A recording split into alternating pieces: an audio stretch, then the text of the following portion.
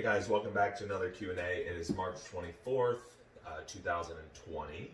We are officially locked down here in Ohio, so we're gonna try to spice up the Q&A a little bit this week. Jerica is off work and she's gonna narrate / read questions for me, so let's do it.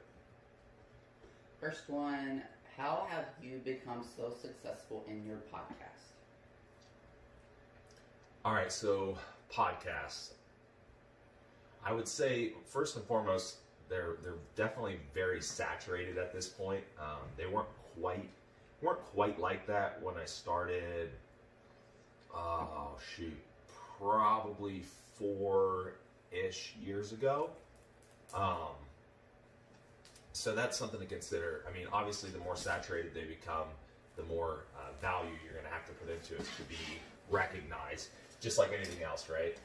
Just YouTube, any of that. So it gets a little bit harder to start when the market's more saturated. But yeah, I mean, you have to put out something of value. You have to have content that people want to see. I mean, that's really what it boils down to, because word of mouth is going to be the biggest thing in the long run. It's going to really come down to, if you have good content, you're going to get followers over time. I mean, we've never really done any type of paid marketing or anything like that. Some of the podcasts have sponsorships and things, and that helps. We've never done any type of actual paid advertising like Facebook ads or anything like that. It's just organic word of mouth, and people tell people. And I also give a shout out to like Bodybuilding Nerds, who does reviews podcast. They've had us on reviews several times, so that definitely helps. But yeah, spread the word, put out stuff that people want to see. It's gonna, word of mouth is gonna spread it. Second one, is there any difference in hypertrophy in training 1 time or 2 times a week if volume is the same? Okay, so matching volume with varying frequency. So there are studies on this, and I know that people have talked about it. It's kind of going to be preference and based on your recovery abilities. In the grand scheme of things, probably not that much of a difference. However, I would say in general, recovery tends to be a little bit better with higher frequency, just because you're doing a little bit less per session, and the sessions tend to be a little bit more productive, I guess, because, for example, if you're doing 15 work sets for chest, or in a week, by the time you get to that 15th work set or the 10th work set in one single session, your performance is going to be down, right?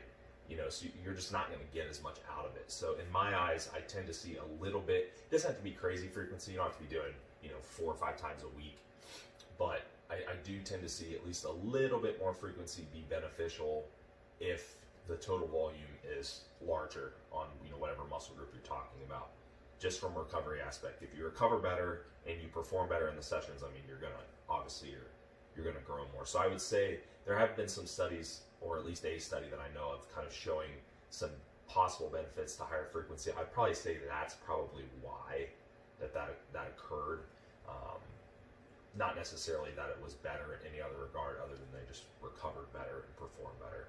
So that's something to consider. But I will say I do have people that train muscle groups single day, 1 day per week, traditional, bro split, whatever. So it can work either way. All right, third one. How would you go about setting up a DC split for a client? Okay, so, I mean, just right off the bat, I don't advocate to necessarily do that with all the clients. I know I've been doing that style of training, and a bunch of people ask what, if they think that that's what I do with all my clients, and that's not true at all. I have people that do all kinds of different types of programming. So, but I mean, it's going to be, really, DC just kind of comes down to exercise selection, right? Because the whole premise of it is progressive tension. And a couple tips that I would give are pick exercises that have a large window of progression, right? A large um, large potential for progression. Exercises that you can continually add weight on. So, for example, for training legs, a leg press is a great exercise because you can continually chip away at it. It's going to be small percentages, right? If you're adding 5 or 10 pounds to a leg press, it's a pretty small percentage of the total weight, but it gives you a lot of potential to keep going and going and going. Certain exercises are going to be harder to progress on. Like smaller muscle groups might be a little bit harder. It's kind of hard to progress on bicep curls, right? Because, as a percentage, you're going up, it's larger. Going 5 pounds on a dumbbell is still a lot, or a side lateral raise or something. And now you can still program those things because you only have so many options. But I guess my takeaway there is try to program things that have a large potential for progression. And that could mean things that you're bad at too, right? Exercises that you might not be that great at, so you're able to continually get better at them and progress. Those might have a larger potential for progression. And then, lastly would just be pick exercises that you're able to create good tension on and not just move the weight, right? Because we still need tension. Otherwise, you're just basically training your nervous system. You're just just getting better at moving the weight, which really isn't the goal. So large room for progression, choose those types of exercises that create good tension, and exercises that you enjoy, right? Something that you can get pumped up for, because really you only have a very small amount of sets that you're able to progress on. So those would be my main tips, I would say. All right. If you're eating a diet that is highly acidic, protein and carbs with minimal veggies, is there value in taking measures to balance the acidity, supplements, or greens? Okay. So the whole acid alkaline diet deal. Short answer is no. It doesn't make that much of a difference. Biggest reasons because a couple things to understand. Yes, if you eat something that's acidic, let's say you eat a steak, right, versus a vegetable, your urine pH would maybe change, right? You might have more acidic urine. Your blood pH isn't really going to change though. If your blood pH is changing, you're in trouble. You don't want your blood pH changing. Your body tightly regulates that. And then, obviously your stomach's very acidic. So pretty much anything you eat's not going to be more acidic than what goes in your stomach for the most part, or what's gastric juices for the most part, right? So no, it doesn't really matter in terms of acidity and alkalinity for health. The alkaline, people will go to an alkaline diet and they say that they feel better and that their health is better and all this. Well, yeah, because they now they're eating more fruits and vegetables and things that are just typically healthier in general, right? So of course they feel better.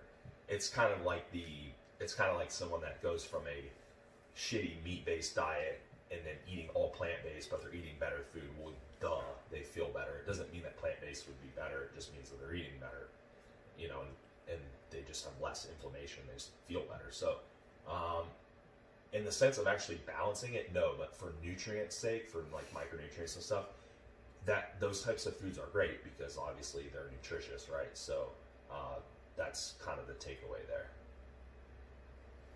All right, last one. Separate but related question. Can supplements that are acid, ALA, and pantothenic acid exacerbate the issue?